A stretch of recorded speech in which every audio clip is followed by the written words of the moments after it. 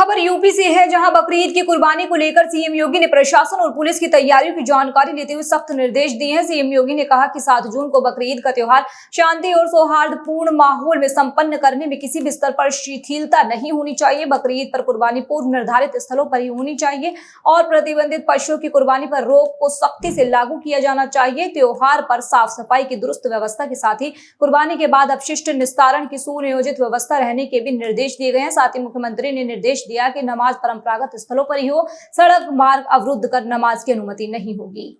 खबर अलीगढ़ से है, जहां गांव चिलकौरा में भारतीय किसान यूनियन के राष्ट्रीय अध्यक्ष सुनील चौधरी और युवा जिला अध्यक्ष कौशल कुमार के नेतृत्व में 32 बीघा सरकारी चारागाह में मरहट की जमीन को भूमाफियों से कब्जा मुक्त कराने की मांग को लेकर किसान में ग्रामीण अनिश्चितकालीन धरने पर बैठ गए हैं, जिसकी सूचना मिलते ही मौके पर पहुंची कवारसी पुलिस व तहसीलदार कोल राम अवतार सिंह ने किसानों को काफी समझाने का प्रयास किया, मगर किसानों का कहना है कि जब तक भूमाफियों से सरकारी चारागाह की 32 बीघा जमीन को कब्जा मुक्त नहीं कराया जाता तब तक ये धरना जारी रहेगा।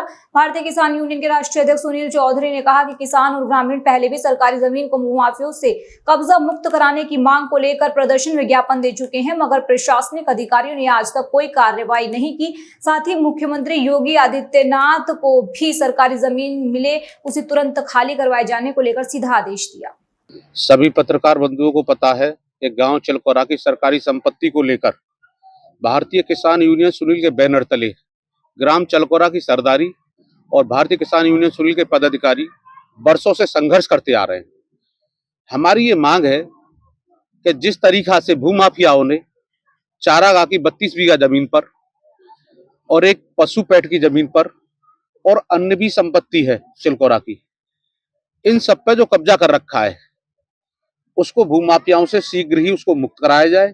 अगर भूमाफियाओं से जमीन को मुक्त नहीं कराया गया तो ये धरना अनिश्चितकालीन रहेगा। और मैं पत्रकार बंधुओं के सामने ये बता देना चाहता हूं कि 7 तारीख की ईद है और 7 तारीख से हमारा भूख हड़ताल जारी रहेगी, क्योंकि यहाँ के रेवेन्यू के अधिकारियों के कान पर जू नहीं रेंग रही। कोई भी अधिकारी एसी की ऑफिस छोड़ के नहीं निकलना चाहता। उत्तर प्रदेश के माननीय मुख्यमंत्री महोदय से सालों से यहाँ कब्जा है।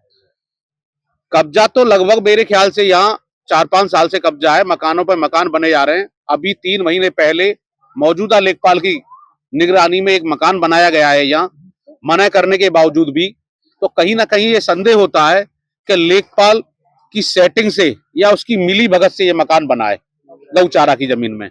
खबर उत्तराखंड से है, जहां उत्तराखंड सरकार में राज्य किसान आयोग के उपाध्यक्ष अजीत चौधरी के अपनी कर्मभूमि लालकुआ में पहली बार आगमन पर भारतीय जनता पार्टी लालकुआ मंडल द्वारा माल्यार्पण करते हुए स्वागत समारोह आयोजित किया गया। इस दौरान राज्य किसान आयोग के उपाध्यक्ष अजीत चौधरी ने कहा कि कई जिलों में भ्रमण कार्यक्रम थे, जिसमें पिथौरागढ़, बागेश्वर, चंपावत, अल्मोड़ा, उधम सिंह नगर, नैनीताल जिलों में किसानों की समस्याओं को सुना गया। साथ ही राज्य सरकार की ओर से किसानों को पानी की समस्या को देखते हुए सोलर योजनाओं पर तेजी से के साथ कार्य किया जा रहा है। वहीं लालकुआ विधायक डॉक्टर मोहन सिंह बिष्ट ने राज्य किसान आयोग उपाध्यक्ष अजीत चौधरी का स्वागत किया।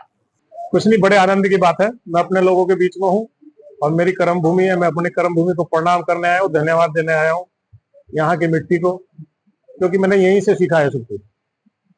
तो यहाँ प्रणाम करना था, यही इसी के उद्देश्य से आया था।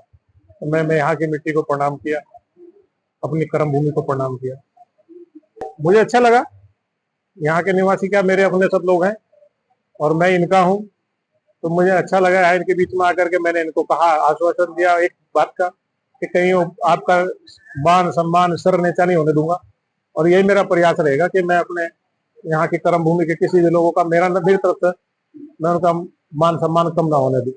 लालकुआ नगर में अभी जैसा मैंने अपने संबोधन में भी कहा कि वो निश्चित रूप से मुख्य अतिथि है, लेकिन हम उन्हें मुख्य अतिथि नहीं मानते। ये तो हमारे घर के परिवार के लोग हैं और ये उन लोगों में से हैं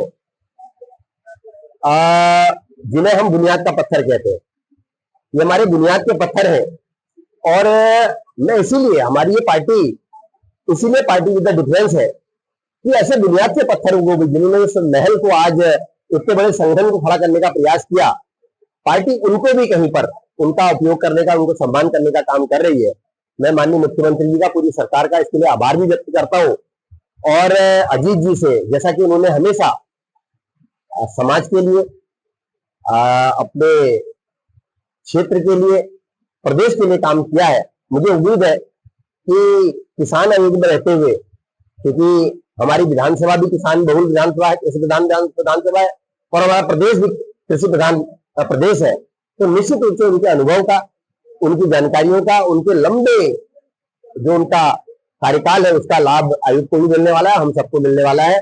खबर बॉलीवुड जगत से है, जहां सबसे बड़ी कॉमेडी फ्रेंचाइजी में से एक हाउसफुल की 5वीं किस्त यानी हाउसफुल 5 आखिरकार 6 जून 2025 को सिनेमाघरों में रिलीज हो चुकी है। फिल्म को लेकर दर्शकों में जबरदस्त उत्साह देखने को मिल रहा है। अक्षय कुमार की इस फिल्म का टीजर, ट्रेलर और लाल परी गाने ने पहले ही माहौल गर्म कर दिया था। अब फिल्म की opening day box office report पर सबकी निगाहें हैं।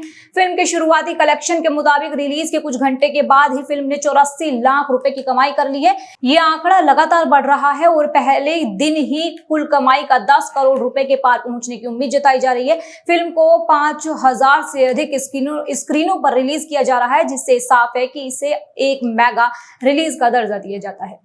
खबर यूपी से है, जहां प्रदेश के लोगों को आने वाले दिनों में भीषण गर्मी का सामना करना पड़ सकता है। मौसम विभाग के अनुसार प्रदेश में 6 जून से मौसम पूरी तरह शुष्क और साफ बना रहेगा। न बारिश होगी, न बादल गरजेंगे और न ही तेज हवाएं चलेंगी। प्रदेश में आने वाले दिनों में मौसम पूरी तरह से शुष्क रह सकता है।